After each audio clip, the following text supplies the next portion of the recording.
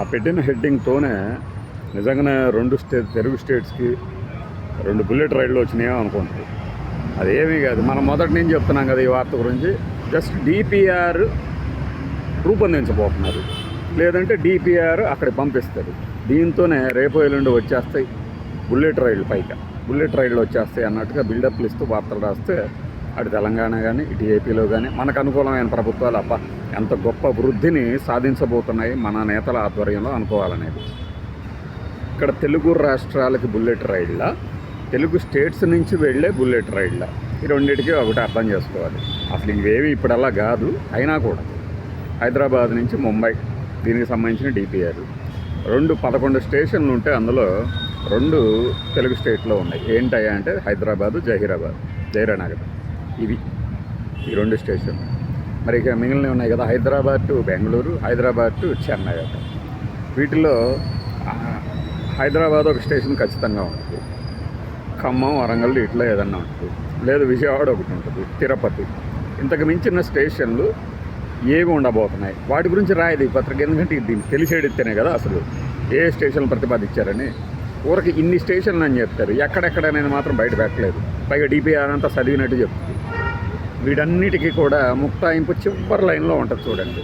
అదేంటో తెలుసా, ఈ మధ్య తెలంగాణ ముఖ్యమంత్రి కేంద్ర రైల్వే మినిస్టర్ అశ్విని వైష్ణవ్ని కలిసినప్పుడు ఆయన ఇప్పుడు కేవలం పాపం క్యాబినెట్ భేటీ తాలూకు వివరాలు ప్రకటించడంలోనే ఆయన పని అంతా సరిపోతుంది. ఎందుకంటే ఆయన ఇన్ఫర్మేషన్ బ్రాడ్కాస్టింగ్ మినిస్టర్ కూడా ఉన్నాడు కాబట్టి. రైల్వే శాఖకు సంబంధించిన నిర్ణయాలు ఏమి ఉంటాయి, ఇదివరకంటే ఒక బడ్జెట్ ఉండేది, ఆయన చేతిలో ఉండేది, ఇది మేము ఇస్తున్నాను, ఇది ఇవ్వబోతున్నాను, అది లేదు కాబట్టి ఆయన్ని కలిసి అమరావతికి బుల్లెట్ రైలు అని ప్రతిపాదించాడని చెప్పి ఒక 10 రోజుల క్రితం మనం ఒక న్యూస్ చదివాం కదా. ఇప్పుడు అదే ఆయన ప్రతిపాదించినప్పుడట మేము ముంబై, అహ్మదాబాద్ బుల్లెట్ రైలు పూర్తయిన తర్వాత దీని గురించి ఆలోచిస్తామని చెప్పారండి. అంటే ముంబై, అహ్మదాబాద్ మనం ఎన్నోసార్లు చెప్పాం బుల్లెట్ రైలు అంటే ఏంటి, దాని వైబిలిటీ ఏంటి, అది ఎంత భారమైన ప్రాజెక్టు. ఆర్థికంగా 80,000 కోట్ల రూపాయలు జపాన్ నుంచి మనం లోన్ తెచ్చుకున్నా కూడా ఇప్పటికీ కూడా ఎందుకు పూర్తి కావట్లేదని. అలాంటి బుల్లెట్ రైళ్ళు ఇప్పుడు కేంద్రం ఒకవేళ డిపిఆర్కి ఓకే చెప్పినా రుణం ఎక్కడి నుంచి తీసుకురాబోతున్నారు, ఎప్పుడు తీసుకురాబోతున్నారు, సరే ఇవన్నీ కూడా రైల్వే శాఖ ప్రాజెక్టులు కాబట్టి రైల్వే శాఖ చూసుకుంటుంది, కేంద్రం చూసుకుంటుంది.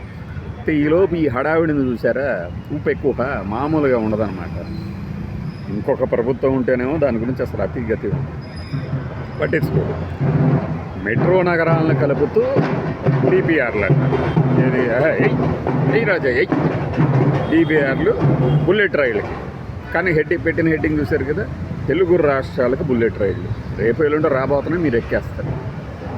ముంబై, అహ్మదాబాద్ ప్రాజెక్టు ఎప్పుడు చేపట్టారు, దాదాపు 10 ఏళ్ళు అయింది. ఇప్పటికీ పూర్తి అవ్వడానికి నానా తంటాలు పడుతున్నారు. ఎందుకని, జపాన్కి అయితే ఒక ప్రైమ్ మినిస్టర్ కూడా మారాడు. ఎందుకని అంటే అది అంత క్లిష్టమైనది, అంత కష్టమైనది. అలాంటి దాన్ని అంటే వాళ్ళు కనుక జపాన్ వాళ్ళు లేకపోతే బుల్లెట్ రైళ్ళు ఫాస్ట్గా వేసేవాళ్ళు కనుక చూస్తే, తెలుగు మీడియాను కనుక చదివితే ఇంత ఈజీగా బుల్లెట్ రైళ్ళు తయారు చేయొచ్చు, తర్వాత మనం పంపించవచ్చు అనే విషయం ఇన్ని రోజులు తెలియక ఇలా చచ్చాం కదా అనుకుంటారు. అంత వేగంగా చేయగలరు, అంత సామర్థ్యం ఉంది మన వాళ్ళకి, సమస్య లేదు. అవతల వాడిని ట్రోల్ చేయటానికి, నిజం చెబితే ఎగతాళి చేయటానికి ఉన్నంత టాలెంటు నిజమైన పనుల్ని ఎలా వాస్తవ రూపం దాల్పించి ఎలా చేయాలి, ఒత్తిడి ఎలా తీసుకురావాలి, వీటి మీద ఉండదు. ఎలివేషన్ మసి పూసి మారేది కాయ చేయటమే.